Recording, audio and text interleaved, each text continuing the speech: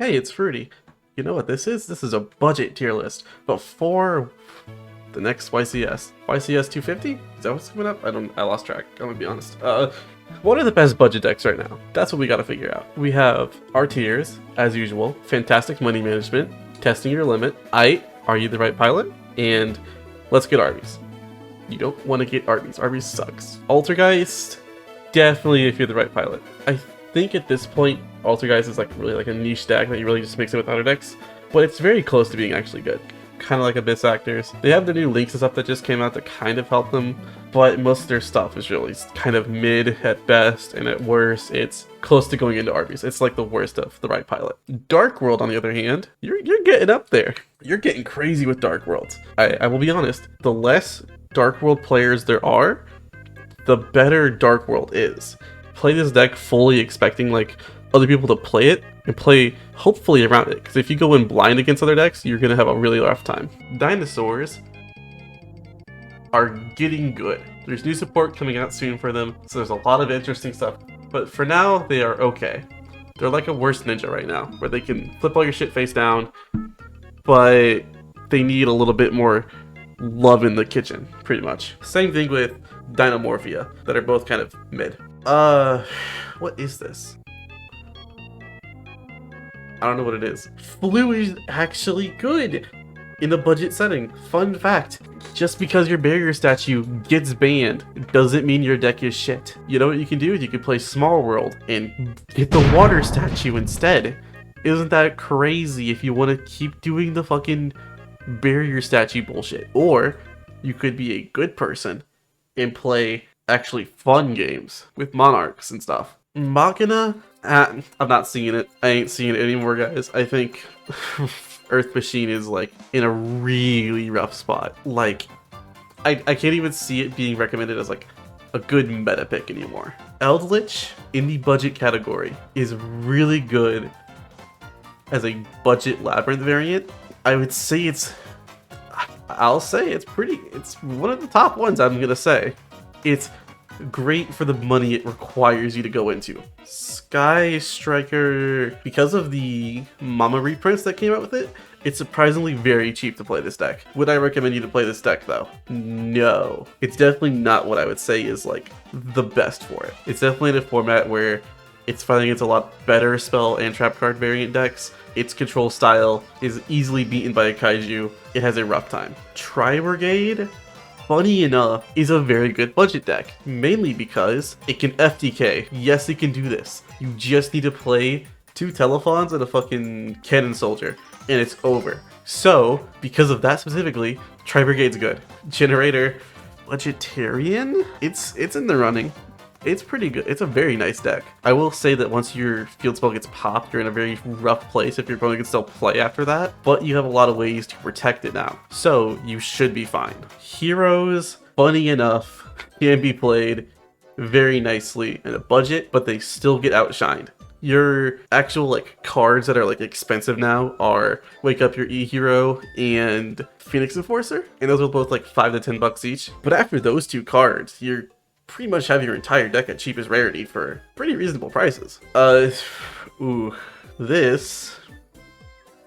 is the first Cyber Stacks. At Ignister, I will say, at this point as a pure variant, I would rather you get Arby's. It needs something more than just like 2 or 3 creatures it ends on that are in archetype. It can definitely summon out stuff in like other variants, but like pure, it definitely falls flat after someone kaiju's over your boss monster. Libromancer is a deck. Does it do anything without Nikonko? Not really. Also another going to Arby's. It's not really worth it anymore, guys.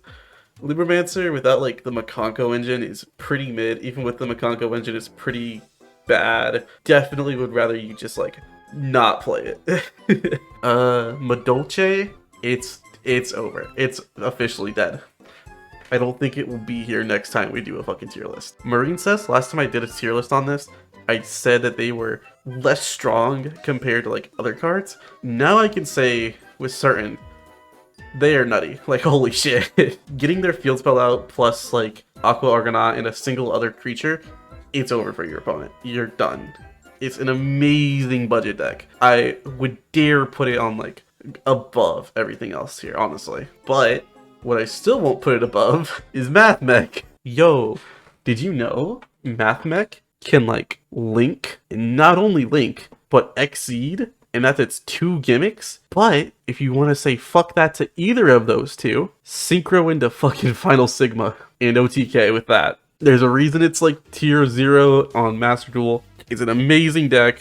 Definitely recommend it. The reason it starts getting uppity in price in the later parts is because of the extra deck choices and hand traps you choose. You are 100% okay with playing Apollousa or Mekk-Knight, Crusadia. All those are good compared to Access Code and stuff. Access Code just gets you to an OTK, which you can play Boral Sword if you want to do that, or play Final Sigma.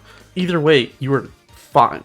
Naturia. Naturia reasonably a good deck. Cheaply? Yes. Fun fact. The only reason Naturia Runic is so expensive is because of Tip. So just don't play Tip. Don't fucking bother. Just play a single 1 or 2 field spells, and like everything else is like in common or super rare, where like 20 cents each. All your money would go into the field spell and like extra deck options like Beast, and you're golden. That's all you need. Speaking of budget, here's the fucking king of all budgets, honestly. Plunder Patrol is amazing at budget because its entire engine is less than $10. All of its cards are pretty much in common. It's amazing. Definitely would say it's a budget deck of the century. Solomon Great. Damn, what a fall from grace you've been. Unfortunately now Solomon Great is hit that point where it doesn't do anything better compared to the other Cyberse options you have. It doesn't do more damage than Math Mech. It doesn't control your opponent better than Marine Cess. It doesn't even do better than Attic Nister. Still better than Dolce, but like everything is. Scareclaw as a budget option is still really good. Scareclaw in a budget fashion, once again, is playing a lot less links and other stuff, and like visas and stuff, but it's still a really good deck. They keep getting support with like Scareclaw, Kashtira, which links it into other Kashtira lines for the cheap options. You could use Scareclaw, Kashtira, and Ogre, and have so many options. You could play Unicorn. This deck is fine. You can still function very well with this deck. Ninjas. I don't like Ninja, but it's good. Ninja is cheap as fuck, and it really shatters the meta. Or at least it shattered the meta when Kashtira was still technically the threat of the format. We all should know by now that Kashtira is not a threat anymore. It's just an annoyance. Ninja can flip down your opponent's cards. You can distribute your own opponent's monsters that are face down for effects of your cards. It's amazing. Another rank 4 deck that unfortunately had a fall from grace after Tier left the format is Exosister. But Exosister is still pretty good. I'd say Exosister just needs like cards that affect the field now and not just the graveyard, and it will definitely skyrocket. But until then, it's a really good just like option. Exosister will definitely rise back. But until then, it's okay. Trap Tricks. I think we've had enough time for everyone to like realize the Trap Trick support that we got was definitely an improvement for what the deck needed. But was it enough to make this deck actually good? It's up there. I'm not gonna say it's great. The cop-outs to the deck is either playing Desires or Extravagance over your Prosperity choices. You definitely do not want to be playing Tune anymore. But if you really want to get down there, 3 structure decks is all you need to start playing Trap Tricks. And you can upgrade that over time and have an amazing time. I don't think people got the memo. It's okay, but like, I definitely wouldn't recommend you play it. This is not budget. This is just not a budget deck. Sword Soul came out. It definitely did. Is it budget? Not anymore. It's not as good as it used to be in a budget. I'm gonna say it's testing the waters though. And Rika as a budget option is okay. Honestly, if you wanted to play Rika this format, you definitely could. It works really well with Trap Tricks as we've seen in the past, so you can definitely blend it in with a bunch of different decks. Rika's pretty good. But that's it. That's the list. If you don't like my opinions, you're wrong, but you should still like the video and subscribe and comment saying why I'm objectively wrong, even though we all know you are. My ego is bigger. Please worship me like a god.